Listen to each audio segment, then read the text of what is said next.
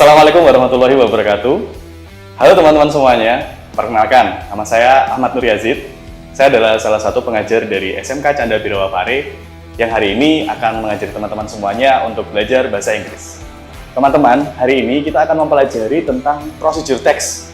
Jadi, procedure text itu adalah sebuah teks yang menjelaskan tentang cara mengoperasikan sesuatu atau melakukan sebuah kegiatan yang dimana ciri khas dari procedure text adalah memiliki langkah-langkah. Untuk teman-temanku semuanya, apa sih sebenarnya tujuan dari procedure text itu? Procedure text itu difungsikan untuk mengetahui bagaimana cara ataupun langkah-langkah dalam melakukan sesuatu. Bisa mengoperasikan, bisa juga melakukan sesuatu atau membuat sesuatu. Seperti itu. Untuk teman-teman yang mungkin belajar di SMK, procedure text itu sangat bermanfaat untuk mengajarkan teman-teman atau memberikan petunjuk teman-teman ketika membaca sebuah manual book yang menggunakan bahasa Inggris. Struktur yang ada pada procedure text meliputi yang pertama adalah goal, di mana goal ini adalah menentukan tujuan tentang teks prosedur ini. Kemudian yang kedua adalah materials, di mana materials ini berisi tentang bahan-bahan, alat-alat yang digunakan dalam procedure text ini. Kemudian yang terakhir adalah step-stepsnya atau langkah-langkahnya, di mana langkah-langkah ini saling berurutan satu sama lain.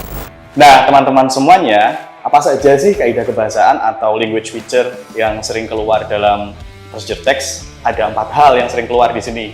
Yang pertama adalah simple present tense, di mana tenses yang digunakan dalam procedure text itu menggunakan simple present tense. Yang kedua adalah imperative sentence, atau kalau dalam bahasa Indonesia namanya kalimat perintah.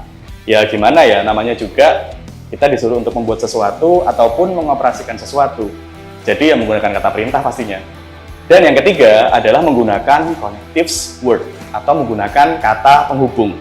Di mana kata penghubung ini menyambungkan step 1, step 2, step 3 agar saling berkesinambungan satu sama lain. Kemudian yang keempat adalah menggunakan adverbial atau menggunakan kata keterangan.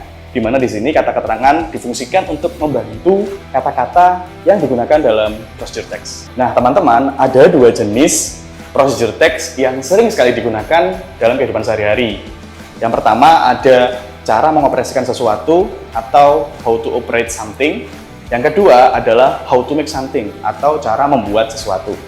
2 procedure text ini sangat sering digunakan dalam kehidupan sehari-hari.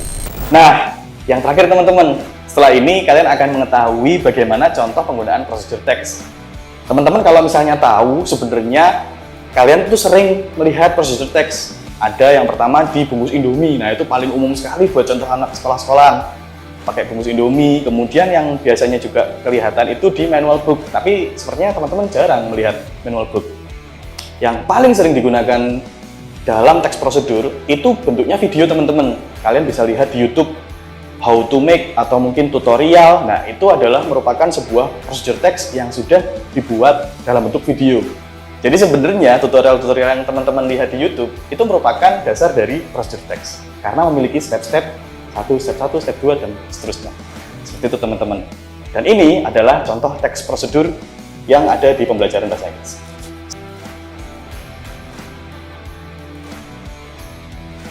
Oke teman-teman, jadi itu adalah materi tentang procedure text. Nah, sekali lagi, procedure text itu bisa kalian gunakan dalam kehidupan sehari-hari.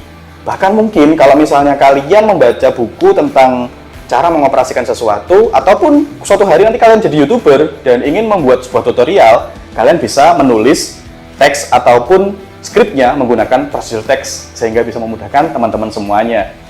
Oke, itu saja dari saya. Terima kasih sudah mendengarkan video ini. Terima kasih. Wassalamualaikum warahmatullahi wabarakatuh.